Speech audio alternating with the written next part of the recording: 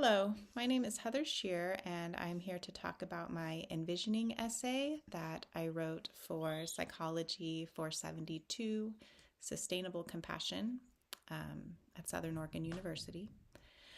The book I was assigned was Braiding Sweetgrass by Robin Wall Kimmerer. I wish I had it here to show you, but I read it on my Kindle.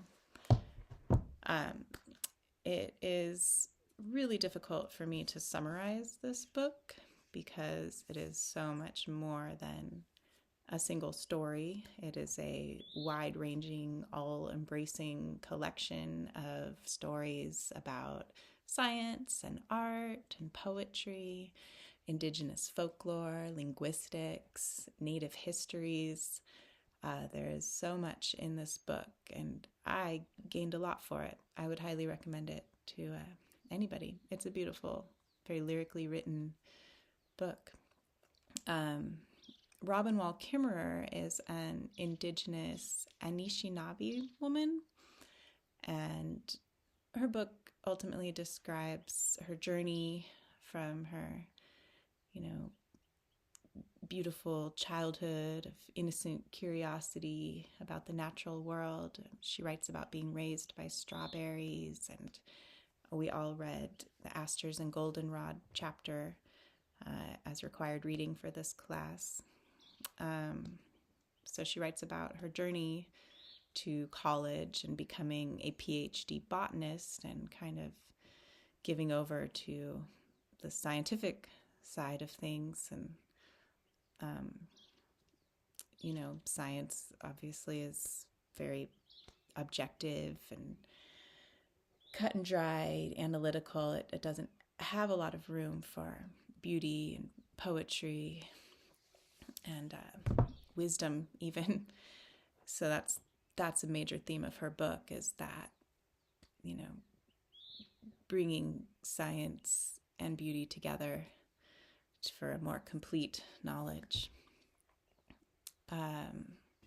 Let's see. So in my essay, I also try to braid together my ideas as Kimmerer did in Braiding Sweetgrass.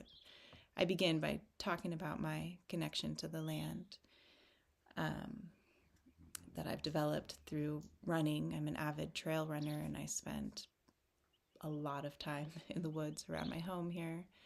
I have a garden. She talks a lot about gardening and what we can learn from our gardens. So that's kind of the first braid, is my connection to the land, or the first strand of my braid. And I go on to talk about my various inner resources for care and compassion. I talk about space, which is an important concept that I got from this class, reading Sokni Rinpoche's essay, Open Heart, Open Mind, Awakening the Power of Essence Love. That essay was affecting to me. Rinpoche refers to inner space. He calls it wide open and clear. And I can understand that. I feel like the greatest spaces are within us.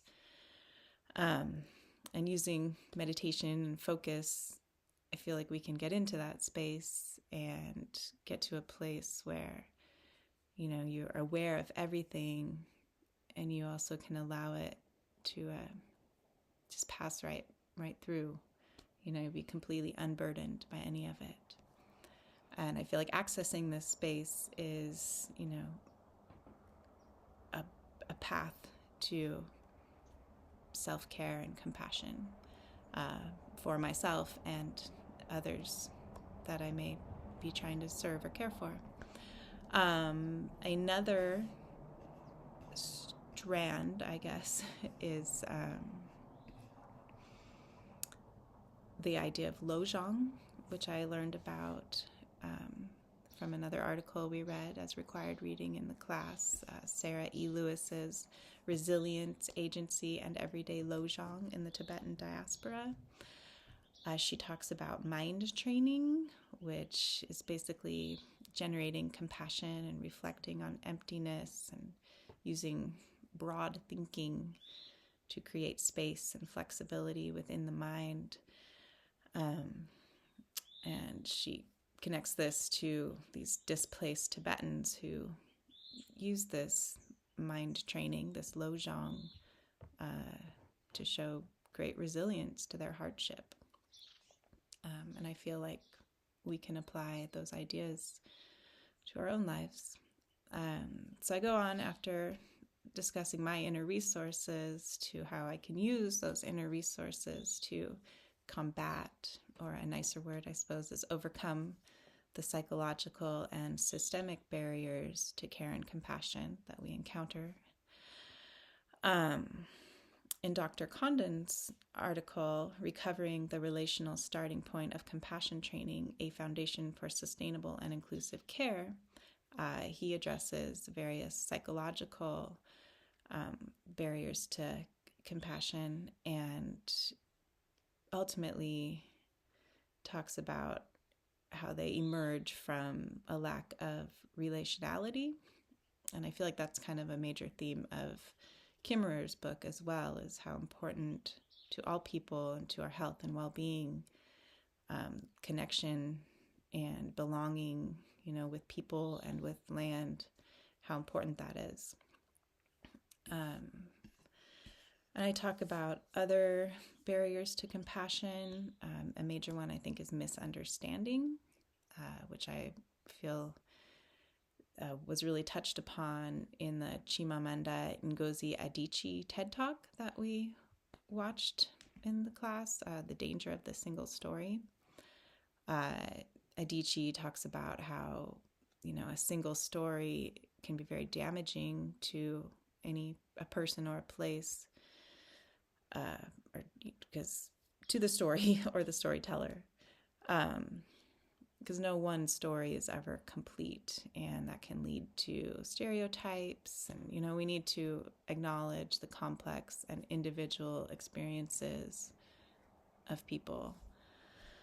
I really connected to that as I minor in outdoor adventure leadership. And I feel like as an adventure leader, I'm likely to travel to different places and work with a lot of different people, and, using this lesson to remember, how important it is that everyone involved feels accepted and respected and understood, and understanding myself that I, in order to understand, I need to have the willingness to listen and learn, and to never,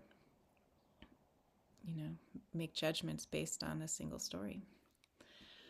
Another big barrier to compassion that Robin Wall Kimmerer addresses in a really neat way is greed. She talks about the Anishinaabe myth of the cannibal monster Wendigo. Wendigo is a terrorizing spirit with an insatiable hunger that lays waste to all humankind. And she uses Wendigo as a metaphor for, American overconsumption and destruction of the land and people. And it's very apt. It's beautiful.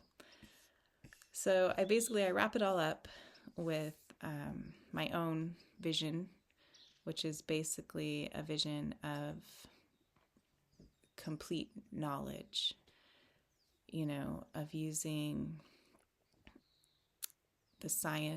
science, but also all the stories that we hear and the wisdom that we gain from the people and the plants and animals and everything around us, taking all of that to mold a complete knowledge.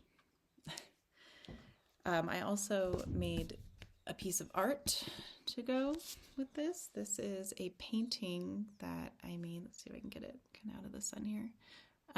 This is a painting I did using various plants and flowers and things that I found in the woods around my house and my garden.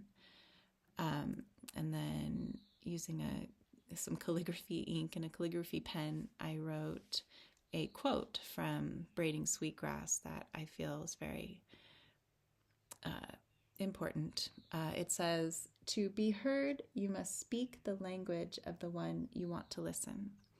And I think this quote appears in the book, she's talking about proposing a research study to the board of directors at a college.